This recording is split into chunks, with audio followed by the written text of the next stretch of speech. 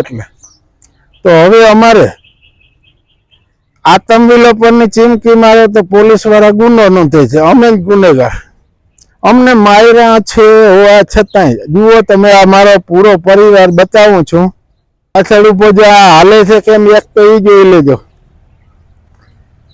કે કાકા બાપા વાળા 18 જણાને એને મારેલો છે, ત્યારે 2 દીકરીઓના લગ્ન હતા 2020ની સાલમાં, એ લગ્ન હતા પણ છતાં સવારના 6 વાગે મારામારી કરી, પોલીસની ગાડી આવી, જીજી હોસ્પિટલમાં ગયા તો અમને દાખલ કરવામાં નથી આવ્યા, બીજે દિવસે દુખાવો થયો પાછા દાખલ થવા ગયા તો દાખલ નથી કર્યા, કેમ કે દાખલ થાય તો અમારી ફરિયાદ લખવી પડે, ફરિયાદ કાયદેસરની કોઈ લખવી નથી, અને ત્રીજા દિવસે ગયા તો સામેવાળાને ત્યાં ખબર પડી કે આને વધુ લાગી ગયો છે, ત્યાં પસ્તાવાના કોઈ પાર નથી, ધોળાધોળી કરી અને એ 108માં એ જેણે માર્યું છે અને એને લઈને દાખલ થઈ ગઈ, પછી એને તો કઈ ટચ નથી કર્યો કોઈ, પણ છતાંય એની સુવિધા કેવડી થઈ, દવા દારૂ બગાડ્યા, તો એ તમે વિડીયો જોશો તો તમને ખ્યાલ આવશે.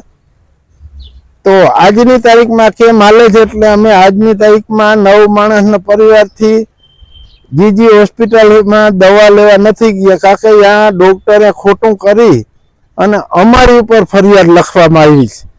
એ પણ અમે 1 વર્ષ પહેલા કેસ અમારી ફેવરમાં આવેલો છે કે અમે નિર્દોષ છૂટેલા છે, પણ ત્યાંના કોઈ વકીલો આ તે કાંઈ પહેલા તો અમારી સાઈન કરાવી છે એ અમને ખબર નથી, અમે અભણ માણસ, એટલે ક્યાંય પણ સાઈન કરાવી હોય અને કાલ સવારે એ કોઈ બીજામાં ફિટ કરે તો અમારી જવાબદારી નથી, કારણ કે અમારી આજ દી સુધી અત્યારે હું બોલું છું ત્યાં સુધીની જવાબદારી કે મેં કોઈ દી કોઈ સાથે સમાધાન કરેલ નથી ને કરવાનું પણ નથી, પણ એક શરત અમને અમારું નહીં મળે ત્યાં સુધી અમારી સહમતિ નથી, બરાબર. તો આ અવારનવાર હેરાન કરી રહ્યા, તો હવે અમારે જાહેર રોડ ઉપર જે આતંક વિલોપનનું કરો તો કાયદા લાગુ પડે, માર ખાઈને અહીંયા મરી જાય તો કાંઈ વાંધો નથી, અને કાં એ લોકોને મારી નાખે તો વાંધો નથી, પણ અમે ક્યાંય જાહેર કર્યા એટલે ગુનેગાર. તો અમે ઈચ્છા મૃત્યુની મંજૂરી માંગી છે, તો એમાંય પણ 151ની કલમ નખાડીને ગુનેગાર, એને પેન ડ્રાઈવ દીધી હતી, પીએસઆઈ સાહેબ છે દરબારગઢ ચાવડા સાહેબ કરીને હતા, તો એને કઈ વિડિયા જોયા જ નહીં હોય આજ સુધી કે આમાં કઈ ગુનો લાગુ પડે કે શું કાંઈ થાય, તો એને કઈ કર્યું જ નહીં હોય, તો શું અમારી ઉપર જ ગુના. એટલે આજની તારીખમાં અમે જો કઈ ગુનો થાય તો અમને લેખિતમાં જાણ કરશો, એ અમે હટાવી નાખશું. લેખિતમાં કઈ ગુનો થતો હોય તો અમે જાણતા નથી, પણ અમે હવે જો અહીંયા ખાવા પીવાના ફાંકા થઈ જાય, દવા દારૂના ફાંકા થાય, મેડિકલમાંથી કેટલા દી દવા લઈને જિંદગી કાઢવી, પછી કોઈ કારણ વગર કોઈ બીજી દવા મળી જાય તો અમને નુકસાન થાય. તો એટલે હવે લેનાર પાર્ટી જમનભાઈ શામજીભાઈ ફળદુ, 2 મારા સગા ભાઈ, પછી અમુક કુટુંબીજનો છે, રમણીક શામજી એક કહેવામાં આવે છે, મારા મોટા બાપાનો દીકરો, મનજી કારાનો દીકરો એક ભીખો ઉર્ફે દિલીપ નામ છે, એ કેટલાય અહીંયા ગુંડાઓને એને લઈ આવ્યો છે, એ પણ આના માણસ છે. આવા તો કેટલા પણ છે. અને વસરામ કારાના 3 વારસદાર, છગન વસરામ, જયંતિલાલ વસરામ, શાંતિલાલ વસરામ, એનો આખો પરિવાર જ છે. આ 5 માણસનો અમે અટાણ પરિવાર છે, 4 દીકરીઓ હારે વહી ગઈ, આ ડાવરા ઊંચી ઉધારા કરીને માંડ મોકલેલ છે. પણ હવે અમારે કાંઈ પણ હેરાન કરશે કે જગ્યામાં કોઈ ગળીને નુકસાન કરશે, એટલે અમે બેનર ને ઝીણકું લાઉસ છે એ લઈ અને રોડ ઉપર રઝળતા થવાના છે. કોઈ પણ ને મદદ કરવી હોય તો નિસ્વાર્થ ભાવે કરવાની. ઘણાએ અમારી મદદ કરવા આવીને કોઈ અમને ફાંચરામાં લઈ જાય, પણ સામે વાળાની સામે ટક્કર લેવી હકે એવી તેવડ વાળો માણસ હોય આવું, ભાઈઓ હોય કે બાયું હોય, કોઈ વકીલ હોય તો મારો એડ્રેસ છે જામનગરમાં રણજીત સાગર રોડ, સાધના કોલોની પાછળ વાડી, સોનબાઈની વાડી, 1101-2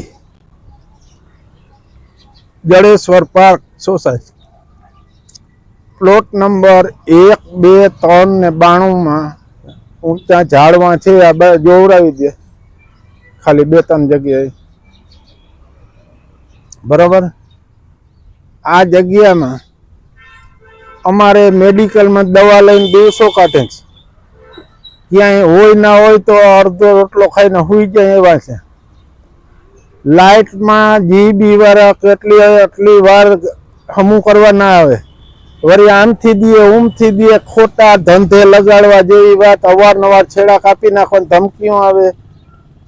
ઘણા પોલીસ વાળા પણ ધમકી દઈ ગયા છે, ઘણા સમાધાન કરવા આવેલા, ઘણા મદદ ચોરી છીનારીને મદદ કરેલી છે પોલીસે છાને છપને. અને અમારા જ હગાવાળા છાને છપને અમે પૈસા પણ દઈ ગયા એવાય છે. નાતીલા અમુક આગેવાનો અમુક મદદ કરેલ છે. મદદ કરવાના નામ ઉપર કોઈ ઓછી ધમકીઓ મારેલી બીજી રીતના, ખબર ના પડે એવી રીતે. પણ એ બધું થોડોક ટાઈમ જાય તઈ બધું બહાર આવે છે, તઈ અમને જાણવા મળે છે.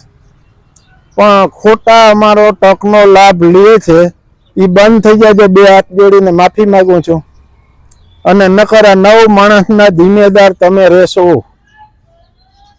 અમારે હવે ખાધા પીધા વગર રોડ ઉપર ભટકતું રહેવા જાશું, જાહેર કરશું તો કોઈ પણ ગુંડાગીર્દી કે કોઈ અમને મારી નાખશે તો નામ બધેના આમાં આવતા હશે, એ બધેના જવાબદાર રહેશે, બરાબર. લેનાર પાર્ટી, વેચનારા, સમાધાન કરનારા, એને મદદ કરનારા, એના દલાલો, વકીલ અમુક જે કાંઈ હોય તે.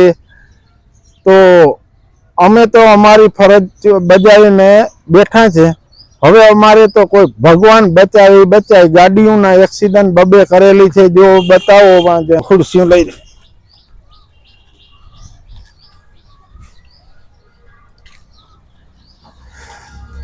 જો આ ગાડીનો એક્સિડન્ટ થયેલો અહીંયા. આ ગાડી વેલજી આંબાભાઈ કણઝરના નામની છે. આનું એક્સિડન્ટ કરેલો. હવે હું આ જાહેર કરીને અમારે હવે રોડ ઉપર રજડી પડવા સિવાય કોઈ ઈલાજ રહ્યો નથી. જેને મદદ કરી હોય તાત્કાલિક મારા ફોન નંબર છે 98 242 48 960. જય માતાજી, જય સિદ્ધનાથ.